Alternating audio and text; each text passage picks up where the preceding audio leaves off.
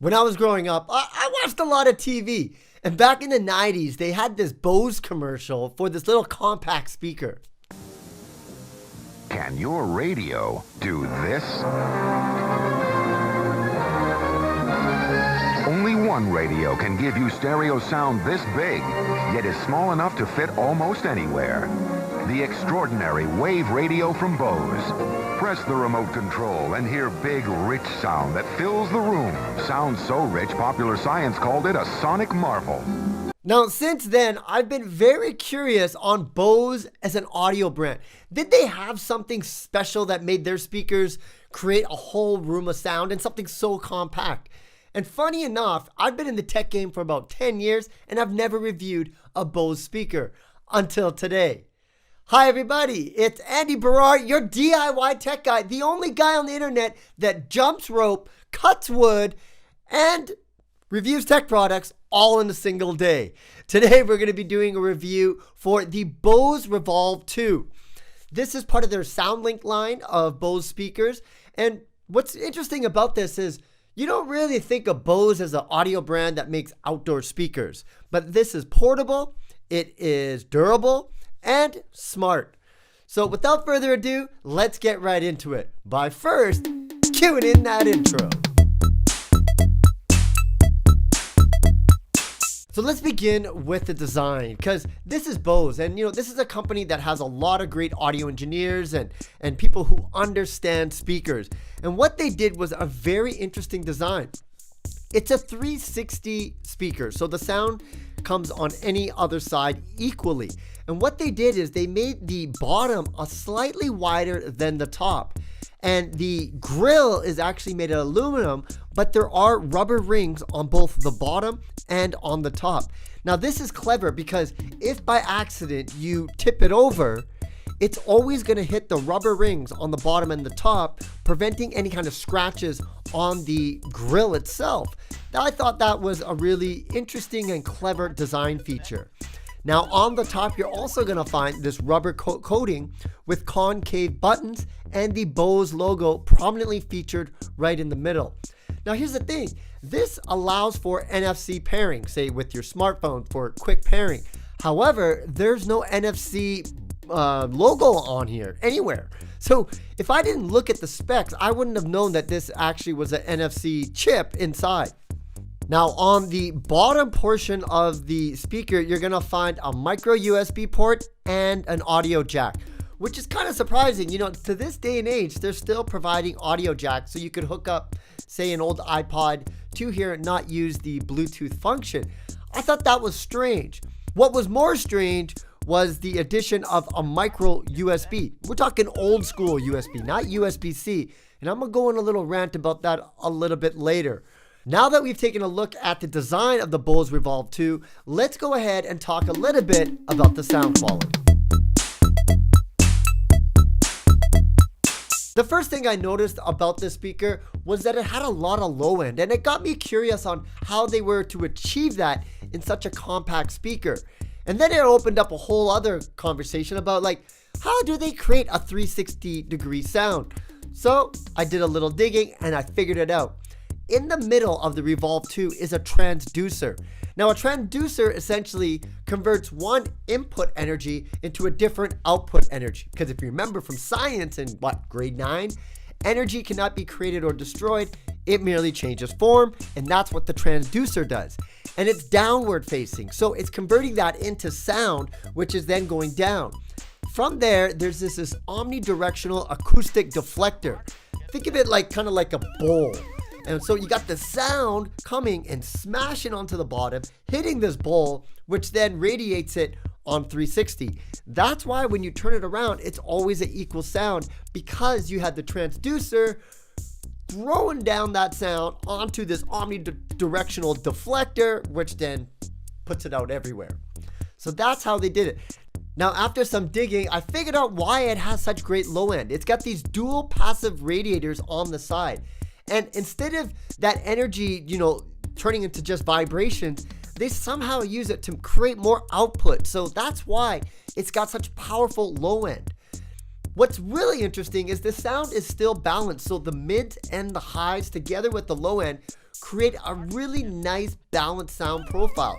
It's not like some speakers where it's just like crank the low end and then you have to sacrifice the highs, because different genres of music, whether it was pop, classical, jazz, or my favorite these days, lo-fi, pretty much every different kind of genre of music was sounding great on this. And it's got a lot of power. So when you're playing this outside, it's going to fill out, you know, a deck or any kind of area that you just want to get sound for, say for like a party.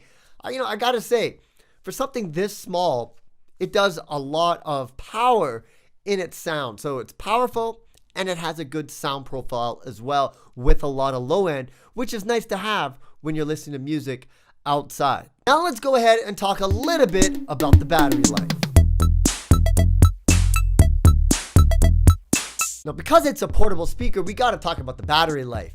Bose says with the full charge, you can expect to get about 13 hours of use. Now, what they don't say is at what kind of loudness, because I'm pretty sure I got more than 13 hours of use, but I didn't have it cranked the whole time. What I did to test this, like I do for pretty much any product that has audio components, whether it's earbuds or speakers, is I took it outside for some little jump rope fitness. And I gotta say, I really enjoyed using this while I was jumping rope. It put me into what I call the proverbial beast mode. Gotta have a lot of low end, gotta have some really good music. And basically when I'm jumping rope, I'm trying to keep my pace of the rope like a metronome to the music. And it was really easy to do with this speaker.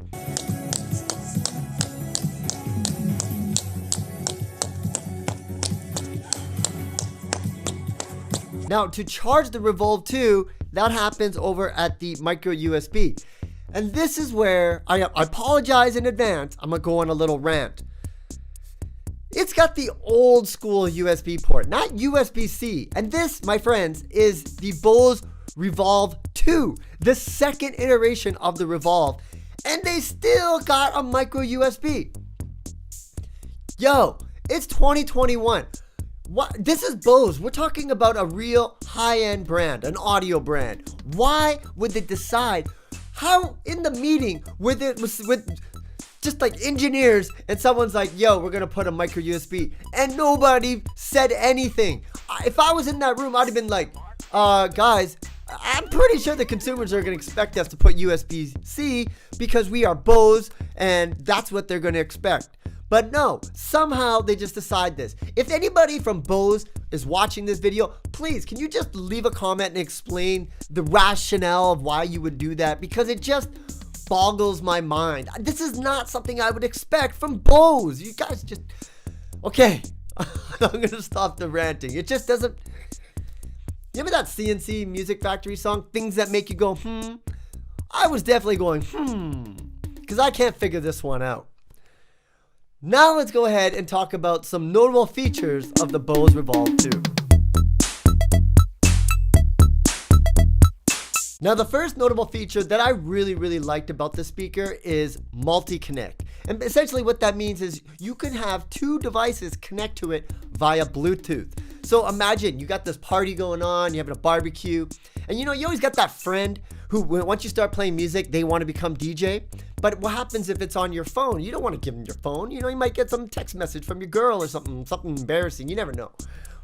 So multi-connect allows you to have two devices. So your friend can be connected to it on their phone and you can be connected to it as well. So you can make like rules. You can be like, bro, I'm gonna play a song, then you can play a song. Okay, and we'll just like switch off Spotify, different types of songs. That is the multi-connect feature. For me personally, I was using it with my smartphone and my tablet because I was watching a lot of boxing matches using the Revolve II as the speaker on my tablet. But typically, if you wanted to do that, it gets problematic because if you have two devices, the speaker is going to just pick one or the other if it doesn't have multi-connect. And if it's the wrong one, then you got to disable Bluetooth on one speaker to get it to connect to the other. It just becomes a mess. So if you're looking for a Bluetooth speaker, multi-connect is one of those features you want to see that it has because it's going to add a lot of value to your life. There's also this other thing called party mode. Now, within the Bose Connect app, it allows you to connect two Soundlink speakers together and you can get stereo sound. So one sounds to the left and one sounds to the right, or you can have it play the same sound but have the speakers in 2 different locations. So that's great. That's like you can create like a multi-room system by doing that. However, it's got to be a Bose Soundlink speaker, and these are not that cheap, and it kind of pisses me off because I just dream of the day that a brand like Bose, Sonos, Sony, whatever, any audio brand has enough confidence in their product that they're like, you know what? We allow you to pair it with any other Bluetooth speaker you want. Go ahead, pair them together. And they have so much confidence in their product that they know you're going to be like, oh man, the Bose Revolve II sounds way better than that other speaker. I'm going to go ahead and buy Bose in the future. I'm not going to buy that shitty ass, Bluetooth speaker that I'm pairing this with. With Bluetooth technology, they could just create a standard and allow all that to happen. But they just keep these walled gardens where it has to be the same brand for these party modes and these multi-connecting Bluetooth speakers. And it just, we have the technology. It's called Bluetooth. Y'all just get in a room, create a standard, and everybody can connect all these different speakers. And if you have confidence in your speaker, the consumer will pick yours over any other. See, I just dreamed that would happen one day, but you know what? I'm not going to be betting the farm that this is going to happen with Bluetooth 6 or any other future wireless iteration. I just wish it did, okay? That's all I'm saying. Another thing that this speaker has is Siri and Google Assistant compatibility. So if you have it paired to your phone, you can press the button to then talk to Google Assistant or Siri. It also works with Alexa-enabled devices. Now I'm going to give you some real talk, okay? That really doesn't work because if you're already used to smart speakers in your home and you just have to say the command word, you know which ones they are. I'm not going to say it because I got so many of the speakers around my house right now that they're all just start lighting up. But you say the command word and then it comes. With this, you got to press the button. That extra step, if you're not used to doing that, it's really going to be hard to get used to. So even though it has those voice and smart connectivity, I just can't really see myself using it with this speaker. And it's all because of that button. It should just be able to hit the command words. Then it's going to make a lot of sense. But that is going to upset the other manufacturers, the Amazons of the world, the Googles of the world, because they want to sell their speakers that can do that. Whereas this one, you got to press that button, which essentially, at least for me, makes it useless for those smart features. Now, I just want to wrap this up with my final thoughts. This is a really expensive speaker. If you look at like all the different types of Bluetooth speakers on the market, the price range is quite varied. And this one's coming up, I think in around $250 range. So it's not cheap. But another thing is I never really associated Bose as a brand for speakers outdoors. It's something that you would have in your living room. And that may be just, watching all those commercials when I was young about these Bose speakers that were inside. But I gotta say, the design was very, very clever with it being wide on the bottom, shorter on the top, the rubber rings on each side to prevent those dents. The battery life is good. It's water and splash resistant. It's got all that. But the micro USB, dog. What is up with that? How did this get through all those different types of prototypes with not one person saying, I don't know, man, maybe we should just USB-C for something that's like $250. You get what I'm saying, G? Okay, but otherwise the sound, very, very impressive. You're not going to be disappointed if you buy this. You're not going to be disappointed by the sound quality. However, it's going to cost some money. And if you got Soundlink speakers, it makes a lot of sense because then you can get all that party mode. But again, this is pretty expensive. I don't know, man. I don't know. You could probably buy 2 speakers for the price of one of these. And maybe that other brand allows you to do that multi-connect as well. So it's really up to you. If you love Bose as a brand, you're not going to be disappointed. If you got the bank to buy this, go ahead, do it. But I don't know. For me, like, I got the Bose earbuds and I use those all the time. And those are expensive. But the sound quality was fantastic. So I'm kind of a thrifty guy. I don't know if I would just go out and pay this much for this speaker. But if I did, I know I would not be disappointed with the sound. Well, I hope you like this review of the Bose Revolve II, one of their Soundlink speakers. If you did, smash that like button. Leave your comments below. Let me know what you think. If you have any idea why they put the old school micro USB, maybe you got some insider knowledge, man, please let me know, because I'm losing sleep over this right now. If you want more information about me, make sure you go to my website, handyandymedia.com. Of course, subscribe to this channel and hit that thumbs up and all that kind of stuff. That helps the algorithm.